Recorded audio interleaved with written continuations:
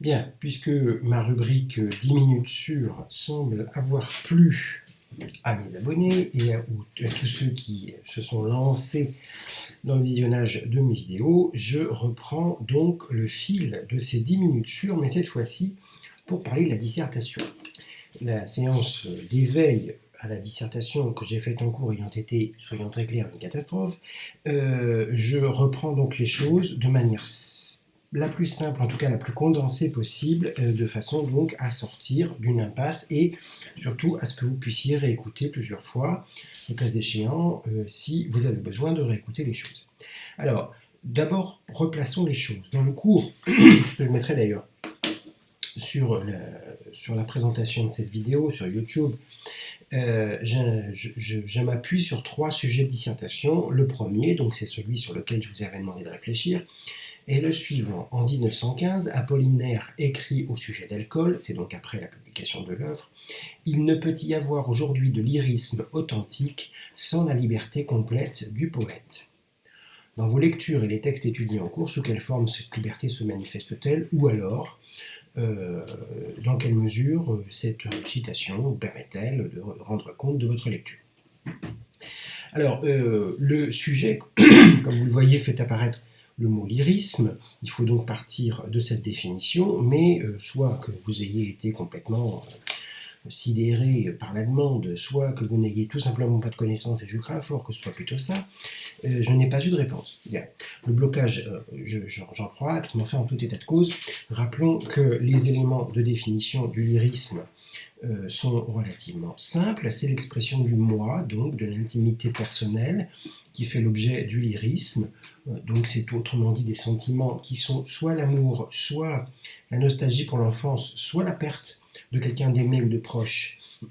dont on chante la mort, ou dont on chante le souvenir après sa mort, ce qu'on appelle plutôt l'élégiaque en l'occurrence, mais enfin ça relève du lyrisme.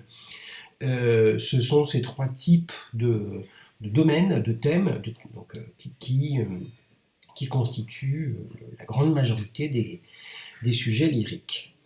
Ce sur quoi insiste le dictionnaire du littéraire, ici présent, de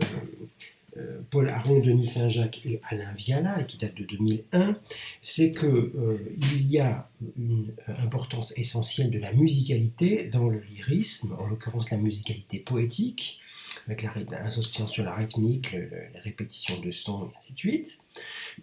Deuxièmement, ils insistent aussi sur la nature vocale du lyrisme, c'est l'émergence d'une voix intime,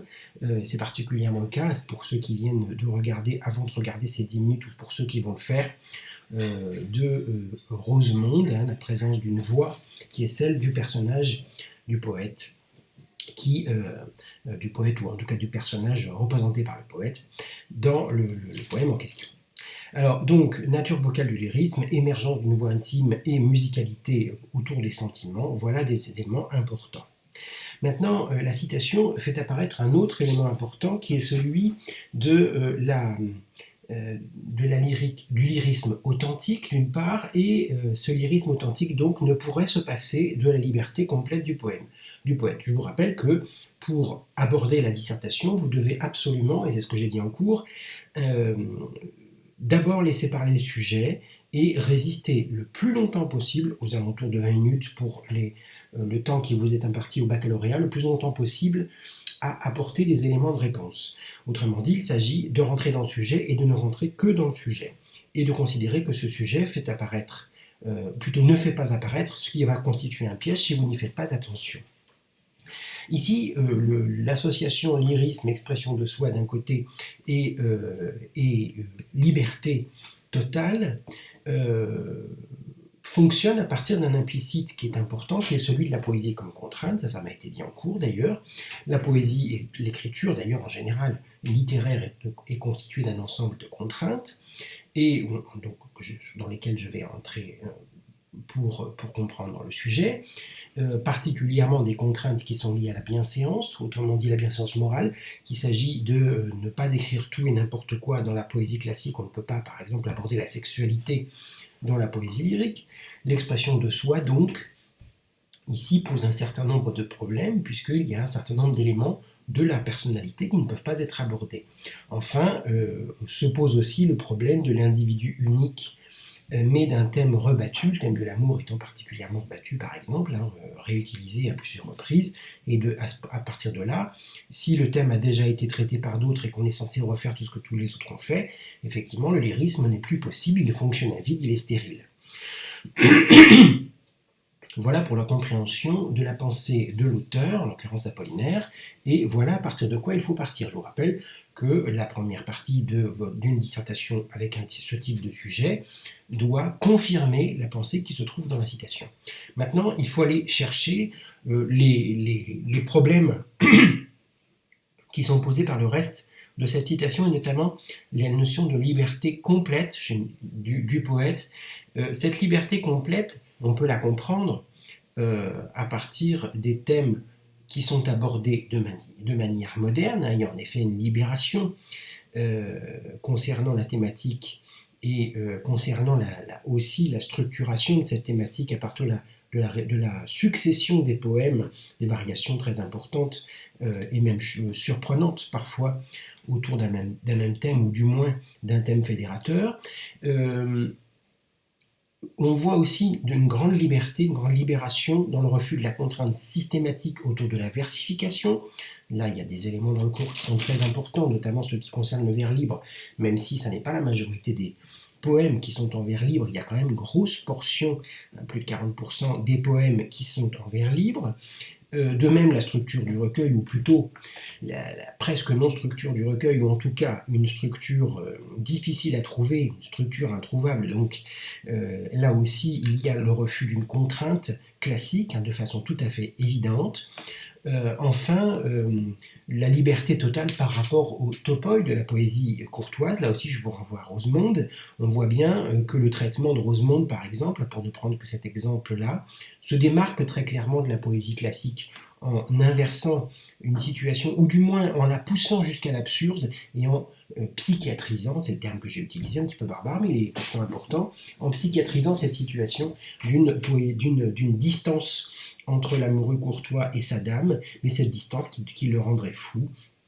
Et là aussi, il y a un traitement presque médicalisé de ce thème courtois qui constitue une liberté par rapport à la poésie classique. Enfin, des refus des contraintes de bienséance. Là, je ne rentre pas dans le détail, mais il y a, pour ceux qui ont fait sur ces hashtags ce travail-là, et on mettra en commun tous ces travaux-là que vous avez faits, notamment le motif du sadomasochisme, tel qu'il avait déjà été utilisé par Tristan Corbière, et qui est réutilisé ici. On pense particulièrement à Salomé, et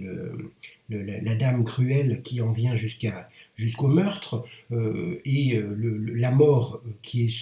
est déclenchée par la cruauté de la femme aimée, ou de la femme terriblement belle ou fatalement belle, qu'on voit aussi dans le Lorelai, qui sera la troisième explication. Refus des contraintes de bienséance aussi, avec l'utilisation de l'insulte, dans la réponse des Cosaques zaporogues, dans l'évocation aussi d'éléments obscènes tels que les vulves des papesses, et en passe un certain nombre, et l'hule de Faltonin avec le phallus en érection.